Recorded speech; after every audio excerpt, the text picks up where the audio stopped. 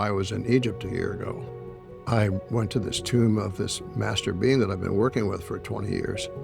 His name is Master Zoser, and he's known as the top healer of all healers. And what I was taught was this soul-to-soul transmission through the eyes.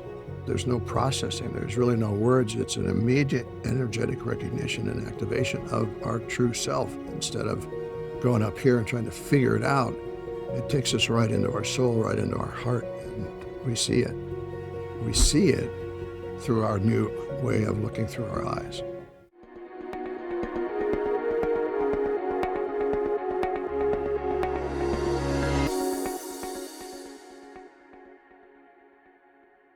So there's three things I want to share with you quickly.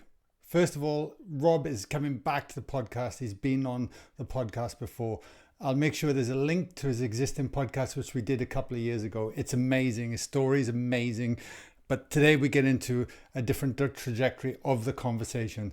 The second thing I want to mention is that Rob actually takes me through a live process roughly around halfway through this episode, like 30 minutes in or whatever like that. I recommend you listen to the entire podcast to help give you context to the process itself. But of course, you can do the process along with us as well. Not when you're driving, I hope. There are timestamps below this video. You can click on them if you're on YouTube and it will take you to the process. So you can come back as many times and do the process with us. How cool is that? And the third thing I want to mention is that during this, Rob spontaneously offers all the listeners a beautiful gift and offering a 3-part video series. Now, what I want to make clear is that there is a link below here where you click on his contact form and then it'll tell you what to put in there and you just email his team. There you go. So don't email me. Don't leave her in the comments about I want this and that. Just go to the link. It's below. But of course, let us know what you think of all of this in the comments below and where you are in the world and all the rest of it. It's amazing. This conversation is amazing. And Rob, in my mind, is a legend. That's what we call people that we like here in Australia. Anyway, enjoy the show. Much love from me. I'll speak to you soon. Rob, welcome back to the podcast. Thank you for having me back. I've really enjoyed knowing you and working with your people. They're all amazing, and I'm happy to share. Yeah, no, beautiful. Thanks for coming back on. Like I said, saying off air, I've been really called to reach out and just connect because we had a fabulous response on the last episode. So if people haven't checked it out, I'd encourage them to listen. But on for today's topic as well, what my heart is feeling and wanted to open the conversation, Rob, is right now in the world, when you look out as an observer in the world right now, how do you see it? How do you view it? And what's happening on this planet? Well, probably different than most people, because what I know is that we're at the end of a major cycle of human evolution. And so, the end of the cycle is kind of the time to fix stuff before you roll into a new cycle. So I look at the last 9 years that were about healing and releasing and awakening and searching and all those things and trying to fix ourselves. And now we're in a new cycle that's about stabilizing ourselves and going within. And so I know about cycles is everything churns at the last few minutes before it rolls over. So I'm actually welcoming this energy because I know on the other side of it, it's going to be much different. How do we take advantage of that energy that you speak of?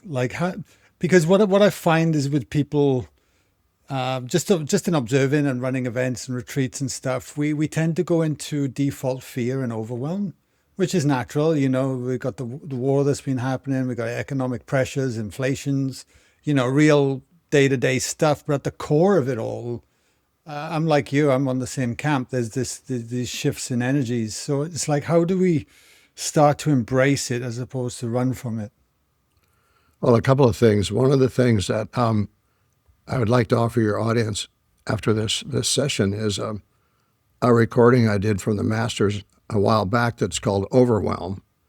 And it's a 3-part series about how to manage this energy and how to actually use this energy to our advantage. But what I know about this fear, I always call fear one of God's greatest gifts. Because, when we're in complete denial or we're just going on day to day and all of a sudden something happens that creates a lot of fear, to me, it's an action call. it's an opportunity to use that fear energy, which is really powerful, to move forward, to get out of the past, to move into the present, and to not buy into it, because when we do that, we're actually buying into the world fear, and we're actually contributing to the energy of the fear. Versus if we use the fear to move forward, it starts to change everything. And so, what I like to look at animals because they're smarter than we are. But if you see an animal and you come upon an animal, what does an animal do? It normally will freeze. It'll sit there. And what's happening to the animal is it's allowing the fear energy to build up into its adrenal glands so it can move, get out of the way, take off. But what happens when we do that? We get into fear, and we like pull the covers over our head, and we start talking about fear. We start watching TV about fear. We get all involved in fear. And all that does is bring more fear to us, bring more fear to our energy field, bring more fear into the planet. And so I like to think of fear as God's motivation, God's greatest gift. Because, what happens when we're in states of fear, if we're smart, we change. I mean, we look for a different way of living instead of just being stuck in it. And, so that's what a lot of this new energy is about. It's about, for years we created growth for our energy, and now this fear is creating instability, and the instability is an indication to me that things are shifting, they're moving, they're changing, and if we tap into the instability and use that energy and start shifting into presence instead of fear, things will change pretty quickly. And so this is more about reconstruction, stabilization, rebuilding, changing, and coming back to our core being that we had who knows when. But, in the past, we've always looked at, we've used the past as an activator of the present. And, we used to revisit stuff, process stuff, relive stuff. Instead, now we're being asked to let the divine presence that's already within us, this divine presence and divine energy and divine field, to let that reorganize us naturally without force. And it feels like force, and it kind of is, because us humans have been so stuck for so long. I mean, it literally takes dynamite to get us to move, a lot of fear to get us to move, right? And so this is not about doing healing anymore. It's allowing the energy and the coherence of the energy to reorganize you and change you. And it's not about effort anymore. It's just about simply becoming in alignment instead of being all scattered all over the place. I don't know if that makes sense. But what's happening right now is our nervous systems are recalibrating. And, we've been in the same state forever. And the state that we were in was they called it nervous system, I think, for a reason. It's like we're nervous, we're in fear, we're in lack, we're in all these things, we're stuck. And this new energy is giving us a chance to recalibrate. And in that recalibration, you're going to have a lot of physical sensations, a lot of integration, a lot of waves of emotion, a lot of big fear come up. And all these things are coming up for one reason, and that's to let them go. And so there's nothing wrong really. What's happening is that we're integrating into a much deeper level if we just allow it to be and become an observer of the power of this energy instead of a participant in this power, which is what people do. They get caught up in it. And all that does is increases their own nervous system instead of allowing their divine presence system to take over, which is what this is all about. Yeah. No, that resonates a lot. And I'm certainly not immune to that fear coming up. And well, who isn't? Yeah. I get caught in it myself sometimes too, but then I realize that I look at it as a gift and not a punishment. And most people are looking at this as punishment, as horrible and all that stuff. And if you get involved in it, it's like joining a fight instead of sitting back and relaxing and going, all is well. I'm stabilized. I'm clear. I'm healing. I'm transforming naturally. So that's kind of what I talk about, what I like to talk about instead of talking about, oh my God, what's happening. Of course, yeah. I mean, what do you feel we are waking up to then? Because, like, even if we just look at your journey, I remember you came on the podcast last time. I think it was like 2003. I think you had your kind of your own Yeah. Yep. initiation into this work. You Uh, can call it that. right, which we might even touch on today, because your journey, mate, when you shared that with me, like sat with me for weeks, honestly. Like, it's incredible. And you speak about, what you saw on the beach, I believe, with the angels and things coming in. And, it's like the veil has been lifted, and the divine connection was occurring. So with us now on this planet, do you feel like we're all, if we allow it, we're leaning into allowing our own gifts to come online? Like, Yeah. what do you So see the human going as? that's a great question. So the way I look at this, and this is not ego, it's just me talking, is that I went through this process a long time ago, and I've been doing this process for 20 some years. And now I look at all the people like you and all the people I know are on the beach now. They're on the beach. They've been driven to this place of desperation. I'm exaggerating, but they've been driven to this place of desperation. They're looking for something. And instead of always looking for something, looking out there and go, oh my God, oh my God, oh my God, we're on the beach, and our chance is now to have our transformation very quickly instead of continuing. So to me, it's like beach time, you know, um, letting go, maybe diving in the water for a cleansing or whatever it is, but just get into your heart, get into your awareness, because, one of the words I hear all the time now is coherence. And to me, that's when the body and the heart are aligned, and there's no fragmentation of that alignment, and it's stable, always without presence. And when we can hit that place, which is where we're coming to, um, it feels so good. It feels so smooth. It feels so relaxing. There's no urgency. There's lots of clarity. There's lots of simplicity, because when we're in coherence, nothing is pulling us in different directions, and we're just right in alignment, and we can feel the divine presence in us and around us and on the planet, and that's where we're going, and that's why it seems so intense. I mean, if you look, and I'm usually going to use my life as an example. So, how did I get to be doing this work? I faced the most intense fear and anger and all these emotions you can imagine, right? And that intenseness, all of that stuff that was boiling up inside of me, pushed me to another place. And I don't recommend my method of doing it, but it's like when you're in that so much energy and you're being pushed, instead of pushing back and trying to control it, just be open to it and let it move through you, and move out all this energy that's been building up in the humans for a million years, right? And so I don't know if that's helping, but it's like we're getting to a point where our lives, if we can be in coherence and alignment with our divine presence, everything will change. Healing changes, our abundance changes, the world changes, everything changes. But right now, we're in the mix, and it's our choice to stay in the mix or to create a different energy, which is what we're being asked to do by this powerful energy of fear and all these things that are coming up. Yeah, it totally resonates, mate. And the one thing I want to ask you off that, which I know all our listeners will be keen to hear, because there's clearly, even we mentioned at the start, we're looking outside of ourselves.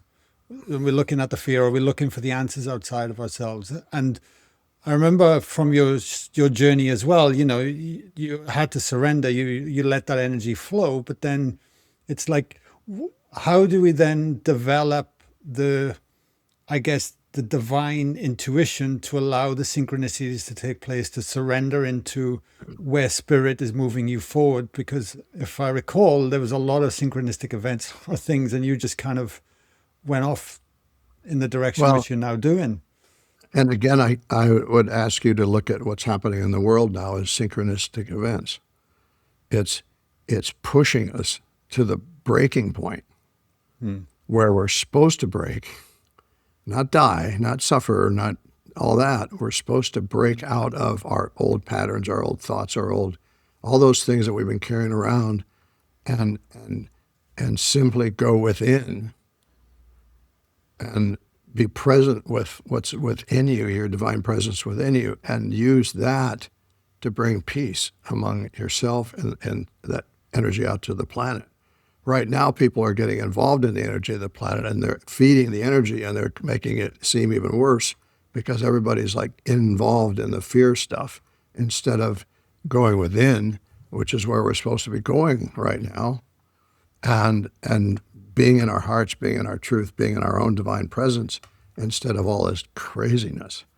And it's a choice, but what I've noticed with people is once they start that change, once they start going within, it really changes them, and they start to, I mean, I talk to people all the time that have these amazing changes in their life just overnight. And, one of the ways that we've been doing this is, I'm sure I was in Egypt a year ago, and I never really had a desire to go there. I just was invited to go, so I went. And I went to this tomb of this master being that I've been working with for 20 years, his name is Master Zoser, and he's known as the top healer of all healers. He does chemistry, he does healing, he does structure, he does everything. And he's been working with me, and he actually, in that trip in Egypt, completely changed my eyes. And what I was taught was this soul-to-soul transmission through the eyes. And, gazing is not new, but this type of gazing, I think, is. And it's a way that the eyes bypass the analytical mind. And it teaches us to directly communicate with our own nervous system and our soul field. And it's not difficult. There's no processing. There's really no words. It's an immediate energetic recognition and activation of our true self. Instead of going up here and trying to figure it out, it takes us right into our soul, right into our heart, and we see it.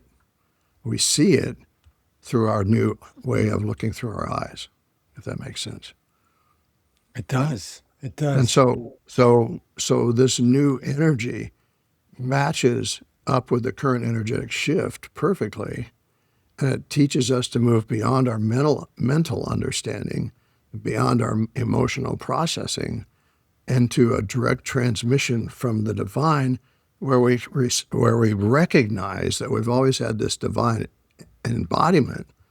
It's always been there, but it's been covered up.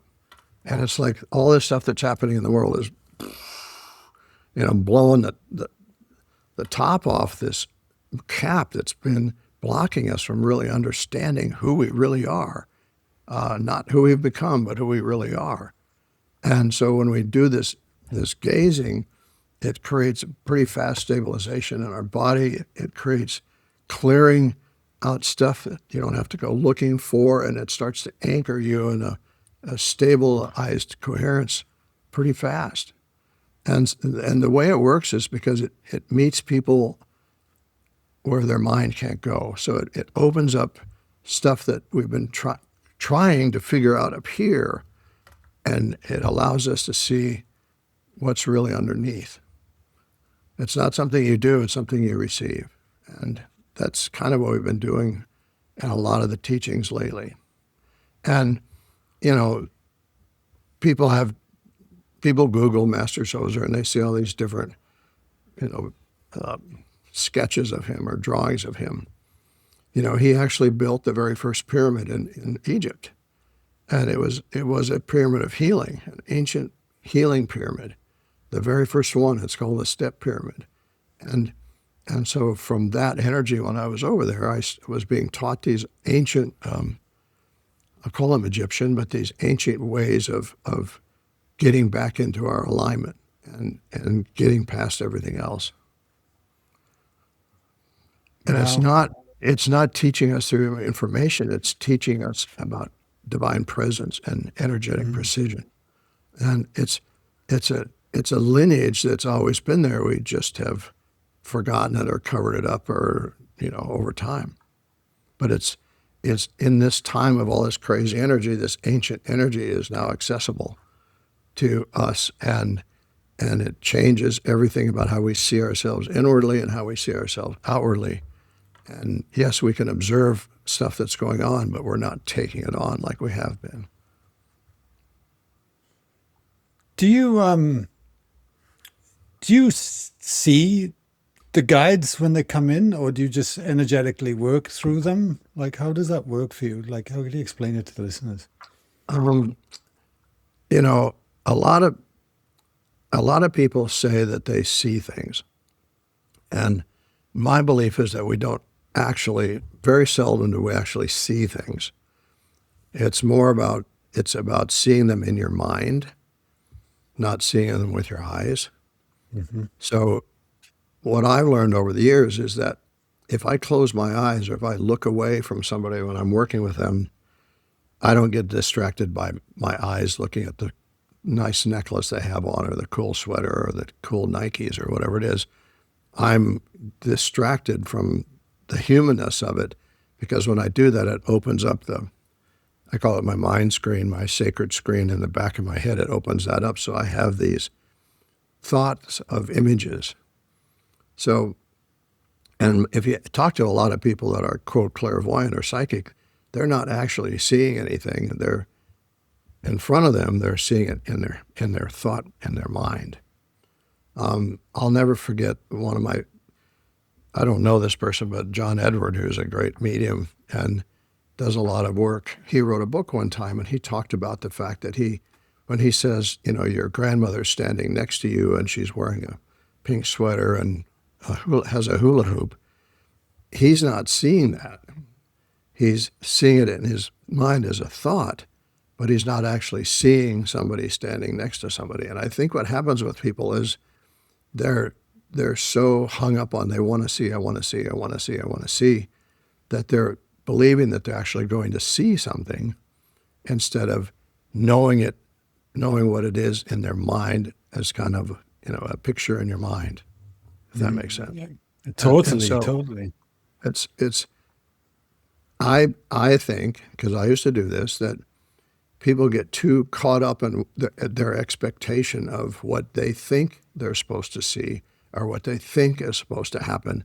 And because it almost never happens that way, they lose faith. They get impatient. They think they're doing it wrong. They keep doing it wrong. They don't get anywhere. And part of this Zoser thing, and I thought we might do a little exercise with it sometime in this podcast, but part of what's happening with this Zoser is when you go into a soft gaze, an unfocused gaze, and you allow everything in front of you to come out of focus, you see what's really in front of you.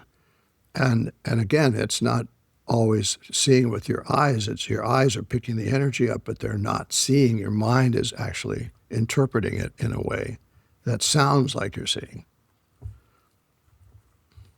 That makes complete sense. And then do you sort of just intentionally call that energy in then, is it? So then when you go into the process, it's Well, it's self-revealing. kind of like I've been doing this so long now that it's automatic. So it's like, and one of the things I always tell people is when you're working with your guides, remember they're working for you. You're not working for them, and so you're in charge. And so, you get to call the shots. They need you to do the work. You need them to help you do the work, but you're the managing partner of the partnership. And so you set the boundaries the way you want them, or you set it how it works for you. So anyway, what I have set up over the years is that it's automatic. As soon as I start working with somebody, it's like a switch goes on, and as soon as I stop working with somebody, it goes off. So I'm not walking around, in an airport or someplace reading everybody's energy and doing all kinds of crazy stuff. I'm just like everybody else. It's when the beings that work with me know that I'm about to do something, we just do it together. So it just remember that you have the right to call the shots. And if you want to sleep all night and not work on people, you tell them that. Or if you want to only work from 8 to 4, you tell them that. Or you'd say it with gratitude, obviously, but it's important that we set up our own boundaries with the beings that we work with. Otherwise, they'll just party with us 24/7. You know, and that's not. It's fun for about 5 minutes, and then it's not fun anymore. Totally. I think the answer is we try too hard. We have too many preconceived ideas. We have defined how it's going to look when we see something or when we know something or we hear something, and we spend a lot of time trying to find something that doesn't actually exist instead of getting out of the way and just letting your body relax into it. And this eye gazing, which we'll do in a minute, will help do that because it's important that we get away from what we've been conditioned to believe and get out of that shell so we can actually see what's going on. Yeah. With what's happening then, from when you started your journey and leaning into this work of, I guess, healing, but obviously that word is very open for interpretation. Yeah, You know, exactly. it's a big word. But what have you noticed then in conjunction with what's happening with as the energies are shifting? So there's probably two questions in there. How would you define healing in your words? But then what are you witnessing from when you started to where we are right now? I'm actually here right now at a retreat space in Taupo, New Zealand, and it's beautiful. And it really brings home the difference between understanding this work and actually living it. Because that's what retreats can do and why we're so passionate about it. They give you the space to slow down, to reconnect, and truly let something deeper land. So it's not just an idea, but it's a lived experience. That's why we created Live in Flow. So if you've been feeling this shift in your own life and you know you're ready to go deeper, then come back to liveinflow.co to find out more. Anyway, back to the episode. Well, I'll answer the second question first. What I've witnessed is the acceleration of what's available to us. So, and I don't think it was part of me being new at it that things were taking longer. I think that 20 years ago, things were taking longer. But over time, what's been happening is that the energy around us and the energy available to us is accelerating. And so things can be spontaneously, instantly, boom, done, instead of, like you keep working at it. And the difference is when somebody is open to that, they believe that it can be done quickly, it happens quickly. I think part of the healing, I'll use the word healing, part of the healing process is, you need 27 sessions, you need to read these 3 books, you need to do all this stuff, and then you might be better.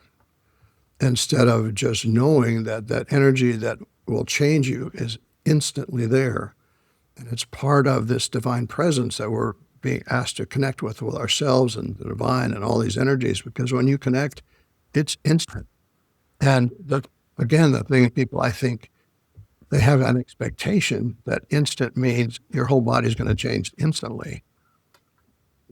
Actually, what's happening is it's an instant change in the integration of the energy in your body, and it's the beginning of immense change. But it's not everything changes at once, because we're third dimensional human beings, and we're thick and slow and filled with crap, and so it's going to take a while. But their healing actually is instant. And as long as we stay out of the way and stop measuring it and stop comparing it with our friends and stop putting things on the calendar that it's going to be done, we just get out of the way and let it happen.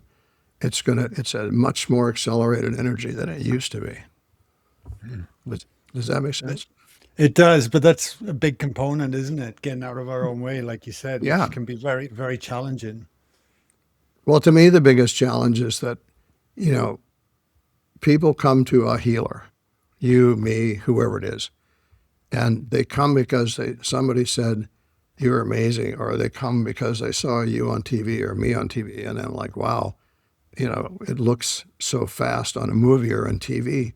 And so they come thinking that I only need one session. In the first 5 minutes, I'm going to be healed, and that's it. and they don't note it. They don't get their expectation in the first 5 minutes or even the first session or the first 5 sessions, so they give up. Instead of just getting out of the way, knowing that if your heart's brought you to somebody to do the work, just let them do the work and get out of the way and go on with your life and see what happens. Don't go on with your life drinking Coke and eating fried chicken and stuff like that, but go on with your life in patience and gratitude and being in your heart and feeling that connection with the divine. That's what it all works, but it's not instantaneous. And I think that's where people get upset. They keep looking for the next healer or the next drug or the next supplement or the next process or the next machine that gives them energy. And all they're doing is they keep telling their body there's something wrong. By keep looking, you're saying, well, that didn't work, so I'm obviously not any better. I'll find something else. That didn't work, and I'm not any better. That didn't work. I'm not any better. And all the time you're telling your body you're not any better. So what's your body doing? It's going, yes, you're right. It's not any better. So I like to say to people, pick something that feels really good to you and go for it. Get out of the way. Don't have expectations. Don't expect a miracle in the way that you're seeing the miracle, because every moment is a miracle if you just get out of the way and sit back and observe it or notice sensations or notice what's going on. Even though it's not a boom train wreck, every little piece is part of the healing process. But we're so caught up in getting where we think we're supposed to be that we derail it. Was there a definitive point in your journey where you realized you're in the way and then you got out of the way? Well, yeah, the first probably, 2 years that I was doing this work. I mean, because, I'm a guy that's a business guy and not spiritual at the time, so I don't understand anything. So I'm trying to apply logic and reason to my healing practice. And I noticed that when I would do that, I'm going to, pretend, but the guides would like simply lean back and fold their arms and go, yeah, whenever you're ready to get out of the way, stop trying to control it. And I noticed, and it took me a while to get that. So that's why I close my eyes. That's why I look away. I don't want to be in, it's not me doing the work, so I'm not supposed to be involved. I'm just the conduit, right? And we're all conduits. We're all connected in divine presence in a different way. And if we just get out of the way and just allow and receive without expectation, without limitation, without boundaries, without all this crap we put on something, and just be there, be in presence, be in divine presence, and see how quickly things can change. Or see how quickly they don't change if we're in the way, right? So I think when things aren't working, it's because we're in the way, or we keep telling our body, it's not working, I need something else. I mean, go on Instagram and see all these crazy machines you can buy that'll change your life in 5 minutes, and if you keep buying stuff like that or searching for something like that, you just keep reinforcing the fact that your body's not healing. Yeah. Well, it makes complete sense. And what about because I believe you lost everything overnight, right? Just to bring anyone that's Yep. not familiar with you. And then you kind of spiraled from there to a degree. So then it must You have can been, say spiraled from there, period. but there must have been a point where you surrendered into what was happening and just gone, you know what, and then lent into your, the next chapter of your life, which is, this work that you do now. What was the pivot point there of getting out the way? The pivot point was that when I was on the beach and I was really planning on not being alive anymore, that when I started like yelling at the sky and stuff like a crazy person does, and I actually got it. I felt or heard or knew an answer, and I could feel the energy in my body that was much different. And then I began to understand. It was kind of like the gaze thing. I began to see things around me that I couldn't see before, And all that stuff happened at once that really changed. That was a pivotal moment for me, obviously. But what I also know is that you don't have to do what I did. You can have the same experience by just getting out of the way and, being patient, which sounds so easy, but it's not. Let's try something if that's okay with you. I mean, to anybody on this podcast, let's just do something together and see what happens. Because this is what I'm teaching people now, and it's so simple. But what's important is that you're not expecting anything. You're just being in the energy of it, right? And so, just for you and your audience, just take a moment and just allow yourself to be comfortable sitting down or lying down or wherever you are. Just take a deep breath and just allow yourself to be there. And know that you don't have to change anything. You don't have to do anything. So there's no doing here. It's just about being in this space and feeling where you are. Just notice that you're in this space. And then while you're in the space, just bring your energy, bring your awareness to your feet and to your legs, and just be aware of your breath, just normal breath. And you're not controlling anything. You're not trying to do anything. You're just noticing. You're just observing, feeling, sensing what's happening with you.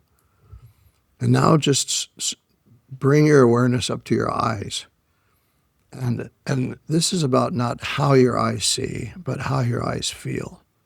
So bring your awareness up to your eyes and just let your eyes feel.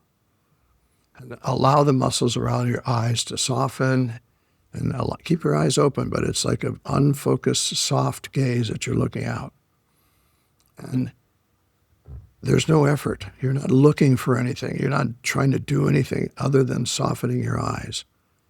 And just let your gaze become easy, not focused, not searching. Just relax your eyes completely, resting in your eyes. And then as you do this, you begin to look through things rather than at things. So just imagine you're looking through something in front of you. It could be a microphone, or it could be an ocean, it could be a tree. Just imagine you're looking through it, not at it. And let your vision kind of blur and just become more spacious. It's your more expansive energy, but it's not focused. It's just there. And that's natural. There's nothing to fix. You're not trying to do anything right now, just allowing your gaze to become soft and unfocused. And now just allow your awareness to expand out beyond your eyes, as if your whole face, as if your whole body is seeing. So it's not just your eyes, it's your whole being that's seeing in a soft gaze. And there's no center point anymore. It's just openness. In this openness, just notice how it becomes quiet. The stillness is already here for you. You're not creating it. You're simply no longer interfering with what's already there. So just take some nice, easy breaths and allow your eyes to stay unfocused and soft. There's no rush. There's no effort. And of course, your mind's going to try to take you into focus again, but just keep gently softening more and more every time that occurs. There's no judgment. There's no right or wrong. You're just returning to the ease that's already within you.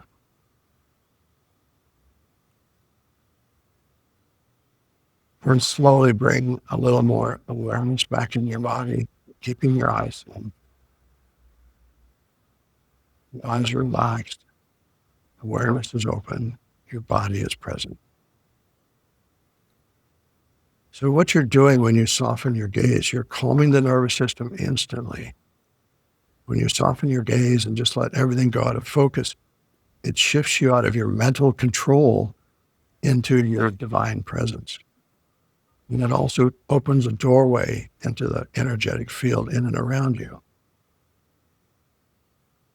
So just remember, a softened gaze allows the soul to come forward, when a focused gaze brings the mind forward.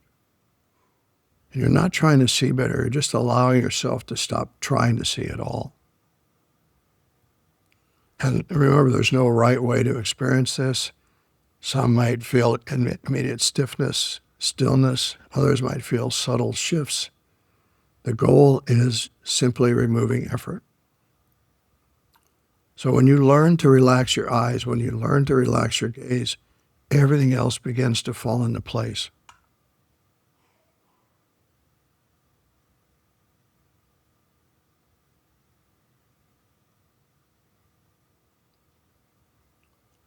So how's that feeling for you, Guy? What's happening?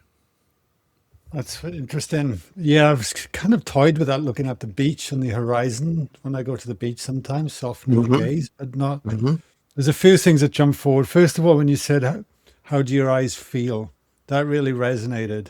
That is like, an internal shift, which brought my awareness and attention to it differently. Yeah. But then my feet and hands are red hot, mate. Like it's, it's, interestingly, when I got on the call with you, I could feel energy moving through my body, which tends to happen. And then by the end of it, it's spiraling and just Yeah. wanting to move. But also in the softness of the gaze, it doesn't help because obviously the screen and the light is in front of me. Sure. But it was like, as things got blurry, I was seeing static. Like you would see static on a screen or something, but static in Mm-hmm. the You in start the to see, field. you start the energy move. You start to see the Yeah, energy yeah, moving. that's right. Yeah. I could see it quite clearly, actually. And so if you could just simply do that a few times a day, whether you're at the beach, I mean, even if you're in front of a screen, learn how to just do it anytime. It brings you into, what I call divine presence. It brings you into the state that you actually are, not the state you have become. And you start to see things, you start to feel things that are different. And you're opening your entire body to this beautiful energy, which is why your, feet turned on fire. And I mean, that was an immediate shift in your energy field, which immediately started to reformat everything in your body, releasing old patterns, releasing all kinds of stuff. And what were you doing? You were just simply letting your eyes go out of focus and letting yourself just relax into it. Yeah. Yeah. I caught my mind once going off. Sure. Like, oh shit, I'm on a podcast, I go, Rob, yeah, what's going on? And then you keep talking, oh, hang on, Tiger, come back. And then go with it, So at your events, mate, are you then doing eye gazing, like getting them into that process, but then having eye gazing with each other as well? Is that what you? Well, it That's started with cool. me. Yeah, it started with me going up to each person. I mean, literally nose to nose, Oh and wow. a couple of people standing behind them to hold them because almost always they just collapse because everything just relaxes and shifts like instantaneously. And so that's how it started. And that started about a year ago, actually, here in Germany. And so, yes, I do that. They're standing up and I get right in their face. Yes, it's interesting because if their lip starts to twitch and they start to, you got to really control yourself. But yeah, it's like I just have to get out of the way and just let the eyes do the Wow. work. But it, think of what just happened with you by 100, what happens when we do it in person. It's just like bam, and everything just, your body is no longer stable because it's being rebuilt immediately that fast. And then that we're doing a retreat a week from now here, and we'll be doing the stand-up eye gazing and then gazing with each other. And then you can also do it in a mirror. I mean, that's a really cool time to do it because you just got a mirror in front of you and you can see yourself coming out of focus when you're doing it and practice coming out of focus. I don't know if you've ever seen them over there, but when we have these books and things that used to be called the magic eye, and you'd look at this picture with all these dots and symbols on it and you'd let your focus go and all of a sudden you'd see these 3D pictures on the page. Do you ever see those? Yeah, I remember seeing them as a kid at the Yeah, fair and stuff. Yeah, yeah, yeah. yeah. So if you can, go find a book, a used bookstore, even on Amazon or someplace, that the Magic Eye, one of those things, and hold the book in front of you, and you just allow your gaze to go out. Then it's the same thing here. You could put your hand in front of you, just allow your gaze to soften until you start seeing the energy around your hand. And it just takes a little bit of practice, but you can do it really quick. And the moment you do it, it changes your nervous system. And I think what I like to say is it takes the word nervous out of your system. It changes your energetic system. And it doesn't take a lot of effort. It doesn't need a lot. It's just being present to do it and calming the nervous system and to reduce overwhelm. That's really helpful. Thank you for sharing that with us, mate. That's fantastic. And, we've got this, and like I said, if anybody wants to email me, we have this. The last time I talked to you, we did this second, third thought master teaching, but this time it's a series called Overwhelm. And it really teaches you how to look at the overwhelm in a very different way. And to use that energy to rebuild something or rebuild yourself or heal or whatever, but not to let it just pile up on you and keep overwhelming you, but to help you manage the day and manage each other and go through life. So if anybody wants that, I'll be happy to send that to them as well. Yeah, appreciate it. So what would be the best way to email you for them to do that? Just send me an email and say, hey, and just put overwhelm in the subject line, and we'll send it. That'll be All our right. key to I'll put in make sure the team put in the description. Yeah. We can talk after the show what to tell them. No, perfect. Thank you.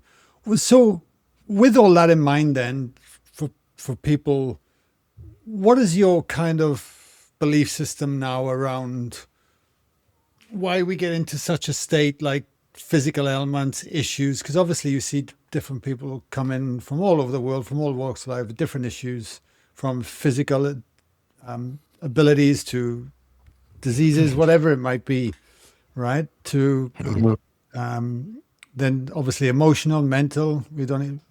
So there's such a broad aspect of things to look at. But what do you feel is that, from what you've witnessed, is at the root of it all and is allowing the body to come back into its organized state, if you like? I'm trying to find the right words.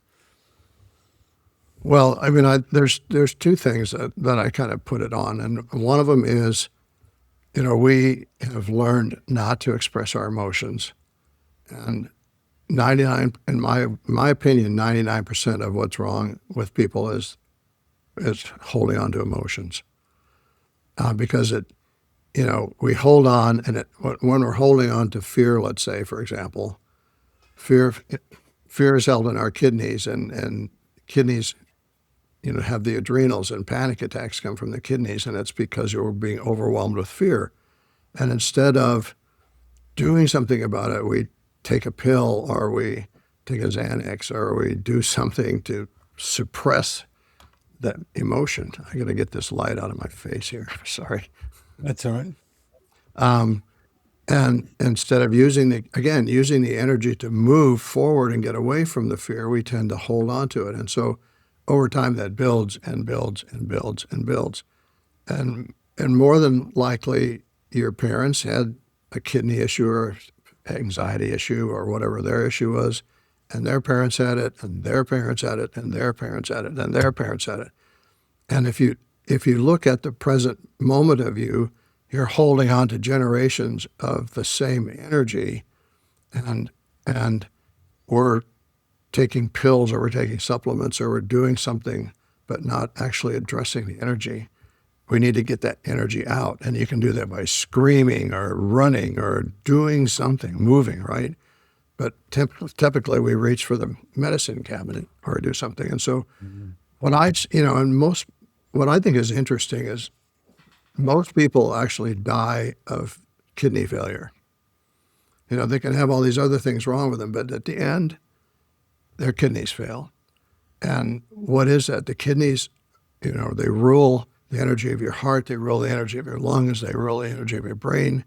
And the energies hold fear and judgment and self-criticism and self-worth and self-esteem and all those things. And over time, we just keep attracting more of the energy. And at some point, things start to give up in your body and start to open you up to have a diagnosis, which is usually treated by medicine, which doesn't do anything, right? So what I find with most people is if they allow themselves to be open to let go of whatever emotion is by screaming or whatever, sometimes they don't have to do anything. We just pull it out of the body. It creates an immediate healing. And what I've noticed is it doesn't really matter if it's Parkinson's disease or migraine headaches or ingrown toenails. And it's all coming from a form of emotion that just has not been expressed because we're afraid to. Most people breathe down into their mid-chest. They don't breathe all the way down into their belly because down in the belly is where the emotions are all hiding. And if you breathe down there, you might activate something that might scare the crap out of you. And maybe you should activate something and work it out. That's why breath work is so cool, because it gets you into a really fast, rapid, deep breath that activates all these things. And that's why people start having reactions in breath work, screaming or whatever they're doing, because they're finally allowing that energy to open up from their lower body. But I would say things are either inherited or they're created in this lifetime by some traumatic event. So one of the questions I like to ask people that come to see me is, okay, you have panic attacks. When did those start? And people will say, I don't know. I'm like, come on, when did they start? What happened? If they started 5 years ago, what happened in your life 6 years ago? What emotional trigger happened before the panic event started that you noticed? Did you have a divorce? Did somebody die? Did somebody attack you? What was it that happened 6 years ago that all of a sudden you started having panic attacks? There's a direct relation between those things. And so we go back and look at what actually happened that created the activation of a panic attack or a cancer diagnosis or whatever it was. And if you go back to the emotional activation and go after that, almost always you can begin to pull that energy out that's creating the outcome now. So it's pretty fascinating how that works. It's amazing. We see it at our retreats as well, mate. What I often ponder on as well is the fact that we're so stimulated in this world and our nervous systems, and there's so many bells, whistles, distractions and things. We never give ourselves the opportunity to set up an environment where we can allow ourselves to really find ourselves again. And then when we do, we're so fearful of what's going to come up, like as if we're going to explode or a volcano is going to erupt. Well, you might. Yeah. Yeah. So what have you got to lose if that happens? All your crap, right? So why be afraid of something that's going to change your life, even if it's horrifying for 30 seconds? Who cares? Because on the other side of that is a whole different you. And it's so interesting how people will hold on. You see it, I see it, we all see it, and it's like, why? There's a line in the Heal movie that I'm working on somebody, and she says to me, I don't know who I would be if I didn't have this. And I thought that was like the best line of the whole movie, because it's a very telling statement. People are so used to having something that's their identity. It's like, I'm going to change my identity, and I don't know what that's going to feel like. Well, how about it's going to feel better? How about starting there? But people are stubborn. It's really interesting. Totally. You just sometimes want to smack people, like, snap out of it. Why are you holding on to this stuff? It's not doing you any good.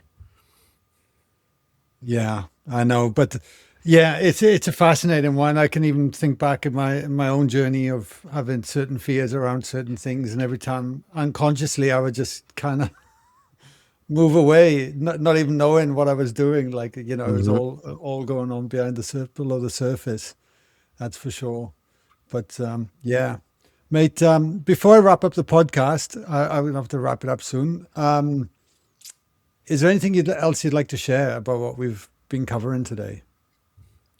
Well, really what I'd like to share is that I think it's really important that we understand what's actually going on, not what we think is going on. Meaning that if you look at the world and you look at all the politics and all the greed and all the corruption and all of the stuff that's being exposed now, it needs to be exposed so we can change things. And so it's like there's this balance between light and dark, and I'll just use it. It's not evil, it's just dark versus light. More light's coming on the planet, which is exposing more dark. And the dark is being exposed so it can be taken care of. Now, we need to do the work to do that. We can't just expect it to be done, but it's like in our face. So if you notice, people are starting to react in a way to do something differently. And so I look at this, what's happening right now, as a motivation, as a reorganization, as a re-stimulation, as a rebuilding of our awareness, who we really are, not these crazy people that have taken lots of pills or are greedy or all the stuff that's going on. It's time to return to who we really are, which is what I call divine presence. We're in our connection with God, the divine, whatever you want to call that, instead of in connection with CNN or all these crazy things that are going on around us. It's time to come within and be aware of who we are. And we can do that by the soft gaze or prayer or whatever you want to do, but don't keep participating in the energy that's going on around you. You can be aware of it, but use that energy to change something within you. It's kind of like breath work, right? That energy is so powerful that it's going to make you want to get rid of it, or you're going to hold on to it. But I say just use this energy to your advantage to change your life in a positive way, not in a negative way. Absolutely. Amen to that. Where can people find out more about you as well? I'll make sure your email is in the description when this goes live. But what's your website, Rob? It's really easy. It's just my name, robwergin.com. There's lots of free things on there. There's lots of master classes on there you can just download and listen to. You can get these angel cards, which I give away by the thousands. We send them all over the world. There's lots of things you can get there without, just check it out. Read the testimonials, feel the energy of those, watch the videos, feel the energy of that. Download some calls, use them, and see how it works for you. I mean, everybody's unique. Everybody has a different reaction. Everybody has something they like better than something else, and it's all good that way. There's no one size fits all in this work. Everybody's unique and individual, so the healing should be unique and individual as well. Yeah, absolutely. No, it's brilliant. Thanks, Rob. And hopefully, if I'm in Croatia next year and our calendars line up or something, I'll pop across and see you in Germany, mate. I keep saying I'm going to come to Australia, so one or the other. One or the other. No, much love, mate. Much appreciated. Thank you so much for coming back on the show, man. You're welcome anytime, buddy. Thank you. Many blessings.